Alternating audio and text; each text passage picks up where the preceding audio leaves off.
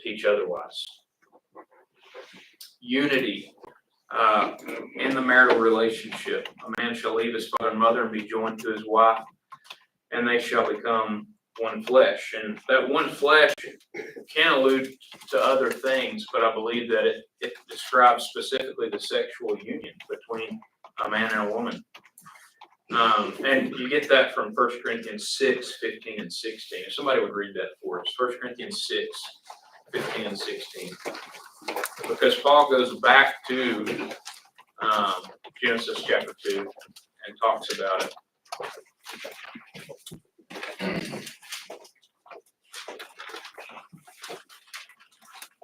Do you not know that your bodies are members of Christ? Shall I then take away the members of Christ and make them members of a prostitute? May it never be. Or do you not know that the one who joins himself to a prostitute is one body with her? For he says, the two shall become one flesh. Okay, so he's talking specifically about the sexual union between a man and a woman, or in this case, a man and a prostitute.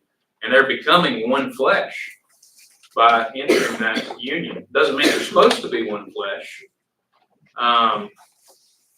But sex and marriage is to harmonize the unity between a man and his wife, and that unity is not meant to be shared outside that relationship. It's not appropriate for that to ever happen. And that's what Paul is saying. There's a pleasure and joy aspect to the sexual relationship. Proverbs 5, 18 and 19. Let your fountain be blessed and rejoice in the wife of your youth as a loving hind and a graceful doe. Let her breast satisfy you at all times. Be exhilarated always with her love. So I think if there was not supposed to be any enjoyment in it at all, do you think there would be verses like this written in the Bible? Or Song of Solomon specifically is a good one. We could go there. We could just have a class on Song of Solomon. I don't know if I would want to teach that. But it's funny because I remember in preaching school, one of my instructors said for marital counseling, which I don't have any experience in, but what he said he would do if they were having some trouble, he would say he would get them to go home to do homework, and he would have them read Song of Solomon to each other in the floor on their knees with their knees touching each other, and they would just read passages from Song of Solomon to each other. So if you're looking for something to do, so, yeah, not the worst marital counseling, I would say, I guess. And I remember when I was a kid, you'll think this is funny too, but I was, 7 or 8 years old, and I remember this specifically, pretty vividly. My mom had taken me to my grandparents' house, and my grandmother was there, and we were sitting on the porch, and my grandmother asked me what my favorite book of the Bible was. And, we'd been going over Solomon and how he was the wisest man in the world. And I said, Song of Solomon, that's my favorite book. I guess at the time, I just thought it was about Solomon.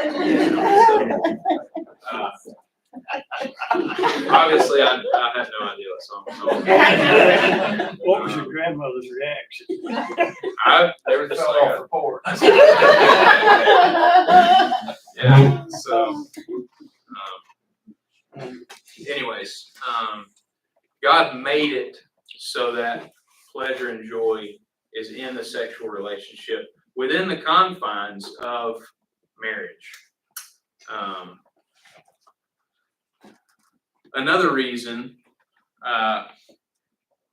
why it was created, what its purpose is protection against temptation. 1 Corinthians 7, 1 through 5, now concerning the things about which you wrote, it is good for a man not to touch a woman. But because of immoralities, each man is to have his own wife, and each woman is to have her own husband. The husband must fulfill his duty to his wife, and likewise also the wife to her husband. The wife does not have authority over her own body, but the husband does. And likewise also the husband does not have authority over his own body, but the wife does. Stop depriving one another except by agreement for a time, so that you may devote yourselves to prayer and come together again, so that Satan will not tempt you because of your lack of self-control. So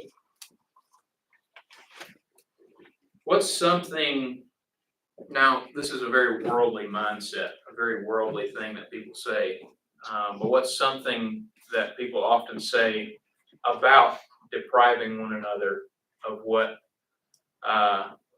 is owed in the marital relationship? You still may not know what I'm talking about, but oftentimes when people are alluding to that, they say, well, if he or she doesn't get it from him or her, then they'll go somewhere else, right? They'll find it somewhere else. And like I say, that's a very worldly mindset. But what Paul is saying here is basically that if each one is not getting what they're owed in the marital relationship, then that temptation is strong. Satan's going to tempt you. There's going to be, you're going to have a lot of self-control to overcome that. He's in no way saying that it's right for you to go off and to be with someone else in that relationship. So what he says is that if you ever do, hold that from one another, then it should be an agreement between both people, and it should only be temporary. And it shouldn't be for long periods of time, obviously. So it's a protection against temptation, is that sexual union between a man and his wife, and it should only be in the marital relationship. And if each one is getting what the other one owes them, then there shouldn't be as much of a temptation to go somewhere else. Houston, I think one thing that's important too in that verse is except by agreement. Right. If, the husband is loving the wife in Ephesians 5, the way Christ loved the church, if they're communicating with each other, then it's going to be something that they're talking about, something that they're That's very working true. through. Not something that you're lording over or using it as a power play. Yeah, that's a good point. Yeah, absolutely. It says agreement for a time, so that you may devote yourselves to prayer. True. So we're saying that when this happens, when this occurs, for one, they're both in agreement, and they're also bringing in spirituality to that. So, like you say, they're working through it, but there's also prayer and fasting in that as well. When is it appropriate and what are the boundaries to it? I believe that's supposed to be Hebrews 13:4 instead of Hebrews 13:5. Marriage is to be held in honor among all, and the marriage bed is to be undefiled. For fornicators and adulterers, God will judge. Going back to Ephesians 5, husbands, love your wives just as Christ also loved the church and gave himself for her. Now, if a husband is loving his wife the way that Christ loved the church, is he ever going to have a thought of ever leaving her or having a sexual relationship with someone else? No. We could say, would Christ ever cheat on the church? Would he ever go somewhere else other than the church? And the answer would be no. I mean, he sacrificed his life for it. That's how serious the relationship is. Ephesians 5:33 at the end of that, talking about wives and husbands. Nevertheless, each individual among you also is to love his own wife, even as himself, and the wife must see to it that she respects her husband. Ephesians 5:33. Now, I want to give you a few facts about how our society views sex. I think we all kind of understand how our society does view that. When we talk about marriage in the 1950s, the approximate average age of marriage in the 1950s was 22 and 20. 22 for men, 20 for women. Now, we would say that's pretty young, today, right? I mean, for that to be the average age, because, there's people, if this is the average, then there's people who are getting married in their late teens. There's also people getting married older than that, obviously. But it was very young. You get to the 1960s, and it ups a little bit, you know, almost a year for men, just a little bit for women. 1970s, 23.2 and 20.8. 1980s, 24.7 and 22. So we've upped it by 2 years. In the 1990s, men are at 26.1, women are at 23.9. So 26 and 24. When you get to the 2000s, men are 27, women 25. 2010s, men are 29.8, 27.8. And in 2023, which I'm getting all of this from the internet, by the way, so I think that, you know, this is not conclusive. But I think we can, you know, understand from this, you know, at least it's fairly close. In 2023, men are 30, women are 28 as the average age of marriage. Now, I think you said, just a question for clarification. Is this the average age of first marriages? yes, yeah, first marriages, yeah. And only those who do marry. There's no statistics there for how many people We'll together that are not married. We'll see that in a minute. But yeah, this is married households in the U.S. Now, what are some reasons for that?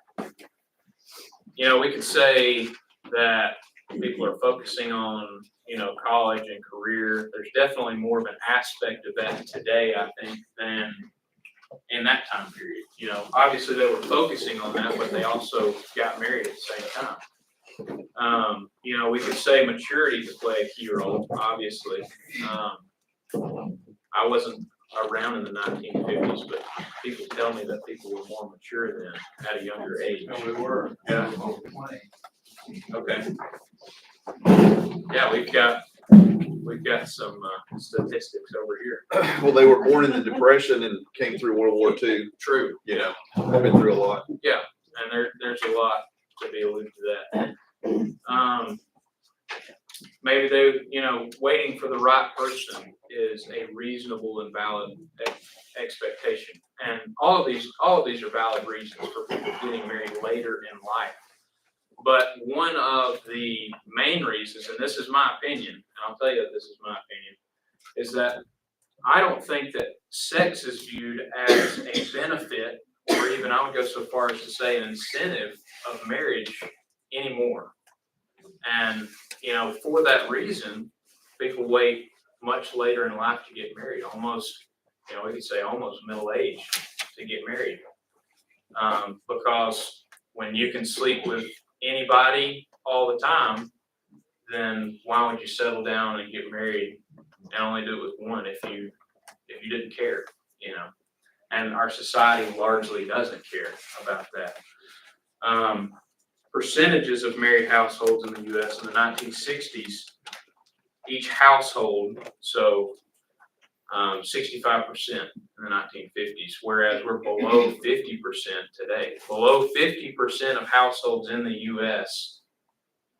have people married in them. So we're saying, you know, 53%, you know, are people who are living together that shouldn't be, or just single people, you know. So I think probably most of them are the former. So that's how our society views it today. You know, and like I say, I'm not telling you to tell your children that they should get married young, and I'm not telling you that they should wait forever either. I'm indifferent to that. But we shouldn't let them take on the worldly viewpoint that they can sleep around with whomever they want.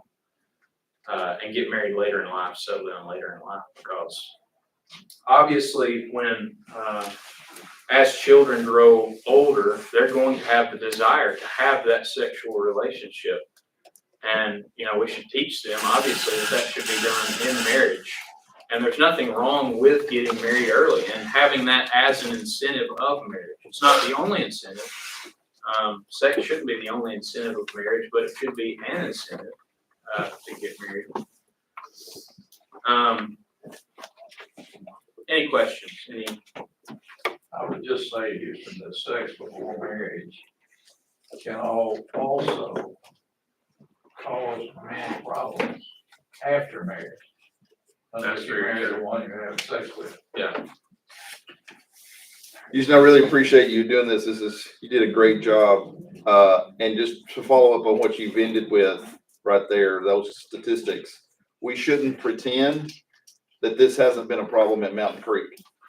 Because a lot of people who have grown up here have violated these principles of the New Testament. And we need to look ourselves in the mirror and ask ourselves what we've taught our children. well, nobody is blind to it. I mean, you look at any TV show that you're watching right now, it's sex before marriage is held as good and right. And, you know, it's like, no matter what you turn on the TV today, that's the narrative. And so, you know, we're being taught that whether we realize it or not, and we get desensitized to it. And especially, you know, children as they're growing up, you know, if they see that and they think that, even though they're taught that, you know, at church, they may have that idea in the back of their mind. And, you know, some people may try to justify it in some way. There's no way to justify it if you look at the Bible. But if we look at society, then it can be easily justified. Anything else? All right, thank you.